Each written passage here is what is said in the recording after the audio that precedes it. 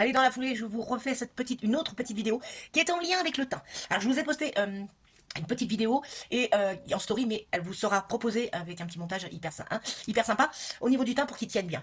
Là, encore, il faut connaître son sous-ton pour déterminer la bonne texture et la bonne teinte, une de ton bronzer et aussi de ton blush. Il faut savoir qu'il faut tenir compte de connaître ce sous-ton. Pourquoi? Pour déterminer quelle est la bonne teinte et surtout le bon produit au niveau de la texture. Alors, si tu as une peau sèche, une peau grasse, eh ben on va pas utiliser les mêmes produits. Parlons déjà du bronzer, d'accord?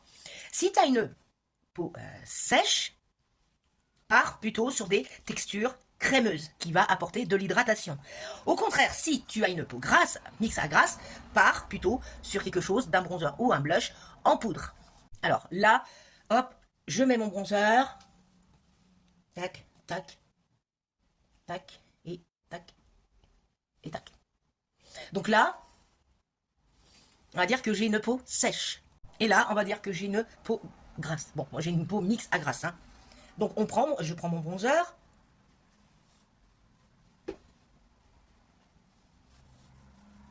Je suis désolée pour le soleil. Hein. Je l'estompe.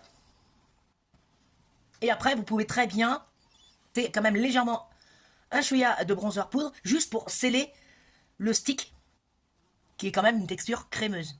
Et là, hop, donc c'est cette palette. Vous voyez l'intérêt de connaître ton sous-ton, votre. Alors, d'où l'intérêt de connaître ton sous-ton, la texture, mais aussi pour la couleur. Vous voyez? Alors je vous montre là parce qu'avec le soleil, si tu as un ton chaud, tu vas te diriger vers des teintes comme ceci au niveau du blush. Vous voyez, corail, orange, etc. Si tu as un ton un peu froid, tu vas te diriger vraiment vers des couleurs à peu près de blush, hein, comme ceci, voire même le bronzer, d'accord? D'où l'importance de connaître ton sous-ton. Si tu as un ton, effectivement, alors le froid, mais si t'es blonde, etc., le orange, le corail peut très bien t'aller. Si tu as un ton chaud, tu vas te diriger vers un bronzer et un blush, plutôt un petit peu rose, couleur un peu fuchsia, voire même couleur un peu rouge. Vous voyez, comme la palette de Formi, vous voyez? Voilà.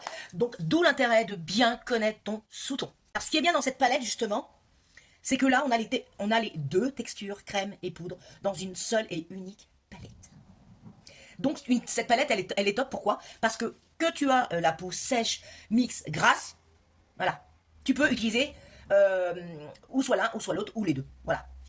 Aujourd'hui, je vais me diriger vers un petit peu cette palette, ce genre de blush crème que je vais appliquer ici. Et je vais appliquer une couleur similaire, mais en poudre ici. Donc, j'en ai plus beaucoup d'ailleurs. La preuve, vous voyez que je m'en suis bien servi pendant tout l'été. On va pas en mettre plus. Vous voyez que ça s'estompe, voilà, en tapotant. Ça s'estompe et ça se travaille très facilement. Et pour ce côté, on va prendre ce fard-là, donc ce blush-là, qui est un peu plus clair, mais c'est pas très grave en même temps. Donc voilà, j'espère que c'est plus clair pour toi.